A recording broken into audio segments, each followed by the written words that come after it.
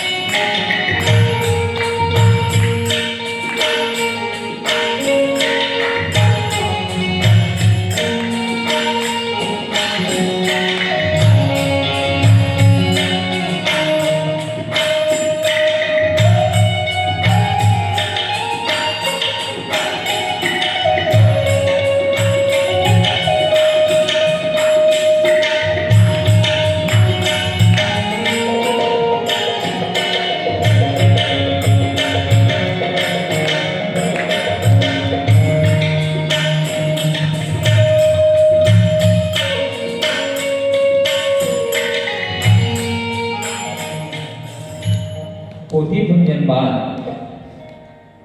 આપણા આદરણીય વક્તા અને કથાવ્યાસ શ્રી અજયભાઈ જાનીનું સ્વાગત કરવા માટે હું જેરામભાઈને વિનંતી કરું કે તેઓ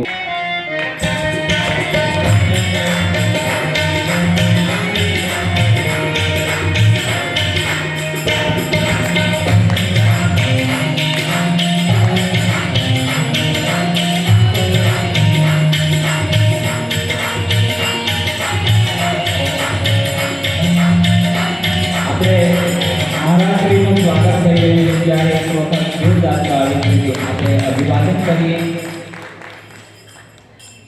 સાથે અને સાંઈ ધામના પ્રણેતા એવા હરની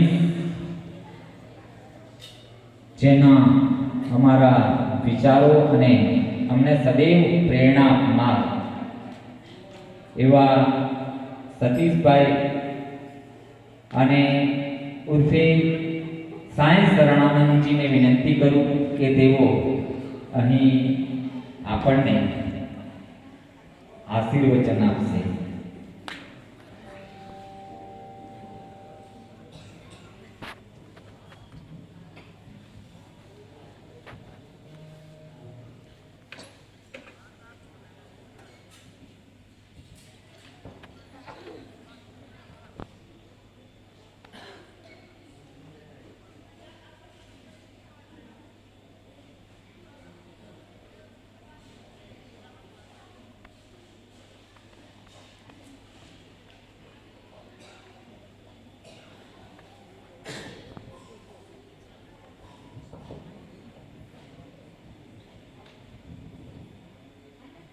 वक्रतुंड महाकाय सूर्यकोटि समप्रभ निर्विघ्नं कुरु मे देव सर्वकार्येषु सर्वदा.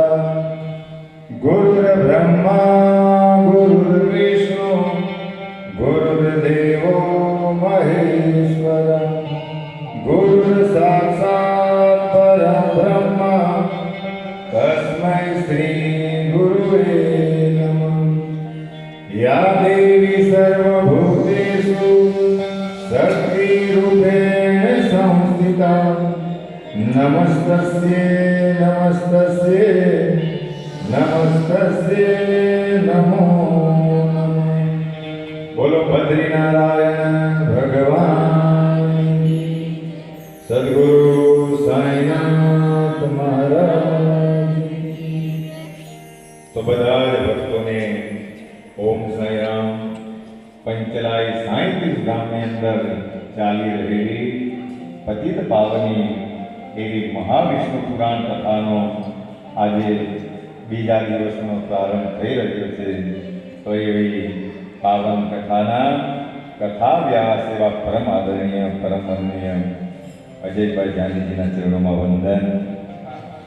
પ્રભુશ્રીના ચરણોમાં વંદન, વ્યાસપીઠને વંદન.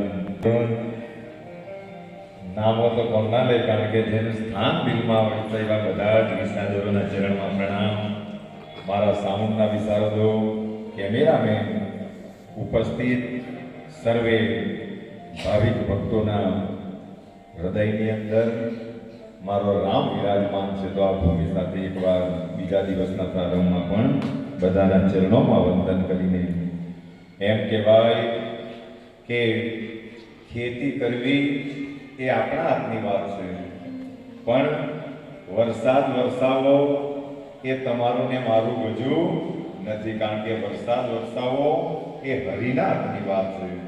અને એ હરિની, એ વિશ્વભરની આટલી સરસ કથા જ્યારે આપણા સાંઈઠ ગામની અંદર બધા ભક્તોના આ જ પોકારને લીધે આટલા સમયથી આપણે ભગવાનને આજે પણ એકવાર તો અમારા ભક્તોને અભિનંદન આપીશ કે જેમણે હજાર હજાર વિષ્ણુ દર્શનના પાઠ કર્યા છે.